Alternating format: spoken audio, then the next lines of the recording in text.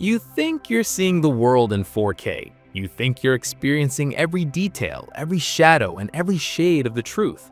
But you're not. You're seeing a censored, low-resolution version of reality that your language has allowed you to download into your hardware. Your brain is a supercomputer, but your language is a shitty, outdated operating system that limits what you can even think about. If you don't have the word for it, your brain literally deletes it from your perception. Most of your reality is behind a linguistic paywall. Today, we're explaining why your grammar is making you poor, why your vocabulary is making you colorblind, and how your language is lying to you. Let's start with the color rendering error.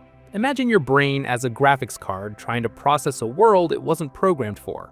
In English, blue is just blue, but in Russian, they have goluboy and sini. To them, these aren't just shades, they are two different colors. Brain scans show that Russian speakers have a faster neural spike when distinguishing these colors. Their hardware is literally optimized for blue. To you, it's all the same bucket of pixels. Your brain sees the difference, but your grammar tells it, don't bother, it's all just blue. Save the energy. This is why Homer called the sea wine dark in the Odyssey.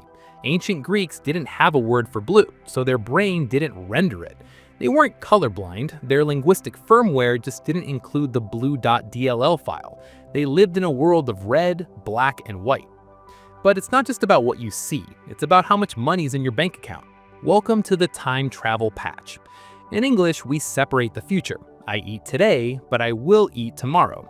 Grammar creates a mental wall between current you and future you. Because of that will, your brain treats your future self like a stranger, and you don't give your money to strangers, do you? But in Mandarin, you just say, it rained tomorrow. There is no will. The future is linguistically identical to the present moment. Data shows that speakers of these futureless languages save more money and stay healthier. Their brain doesn't see a wall between today and 10 years from now. Your English grammar is literally making you poor. You're paying a future tense tax every time you use a verb to describe your life. Now, if you speak two languages, your brain isn't just double speed. It's in a state of permanent civil war.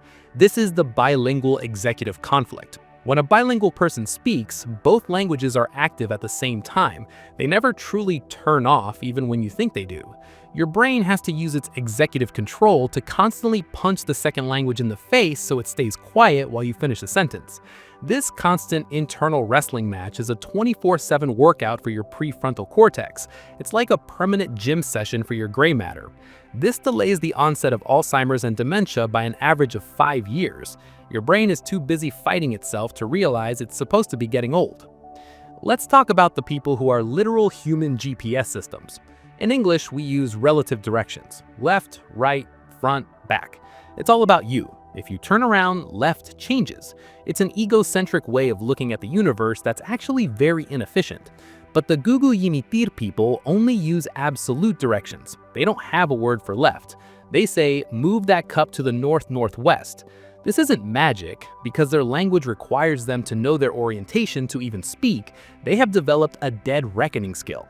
Their brain is constantly tracking every turn they take subconsciously.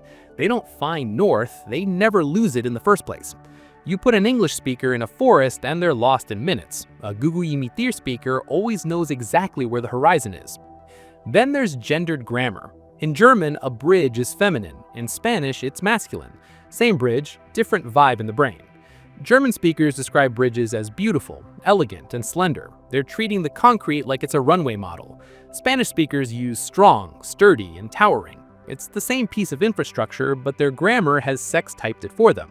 You aren't seeing an object, you're seeing the gender your language assigned to it. You're literally flirting with your furniture. As you grew up, your language optimized you. It cut out all the useless sounds, colors, and directions to save on processing power. Your language is a cognitive straitjacket. You can only think as far as your dictionary goes. If you can't say it, you can't truly understand it. Try to imagine a color you've never seen. You can't. Your vocabulary is the wall that keeps your imagination from escaping the simulation.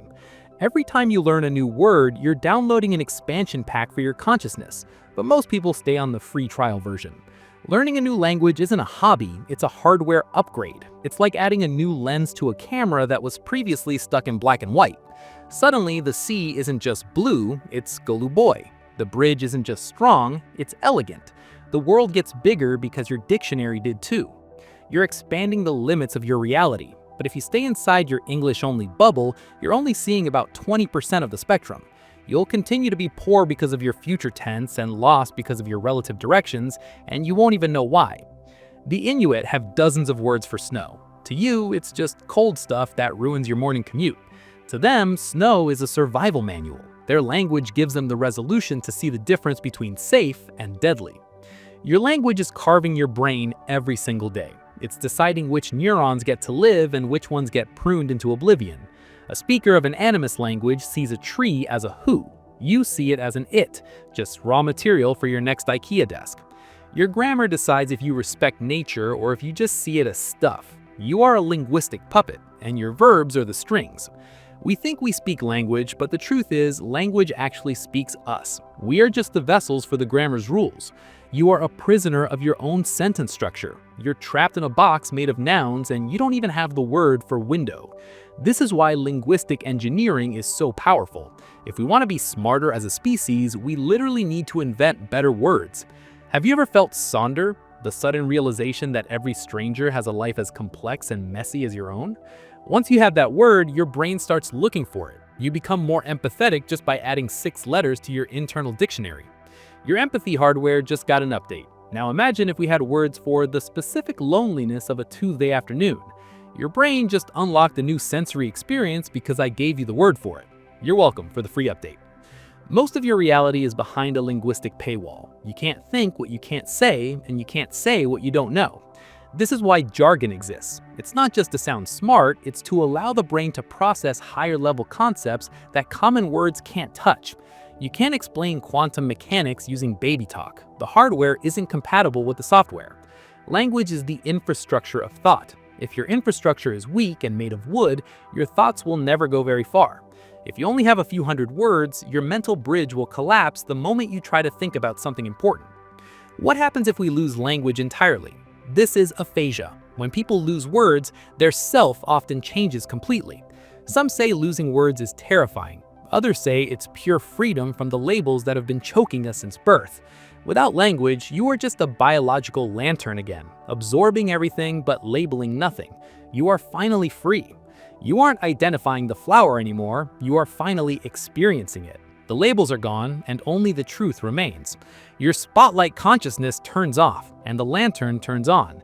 You are one with the universe, but you can't tell anyone about it. But you can't live like that for long. You have to buy groceries, pay taxes, and complain about your boss. So you plug the language back in.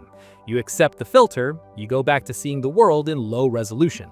But now you know it's a filter. You know the blue in the sky is deeper than your English words can ever describe. Your language is a cage, but at least now you know where the bars are. You're a prisoner with a map. Your future self will thank you for this hardware update. That is, if your grammar even allows you to meet them. Every person you pass is a different operating system running a different version of reality. We aren't really talking to each other, we're just comparing our linguistic filters and hoping they overlap a little. We use words to hide from the terrifying complexity of a world that we don't actually understand. But you can write new rules, you can learn new words, you can break the future tense wall if you try hard enough. Stop letting your verbs tell you what to do. Start treating your vocabulary like a weapon, not a blanket. If you want to keep hacking your operating system, you know what to do with those buttons. It's basic social grammar. Give us that like to trigger a tiny dopamine release in our reward center. Let's make the algorithm happy together. We're explained weirdly. Stay cynical, stay weird, and for God's sake, go learn a new verb today.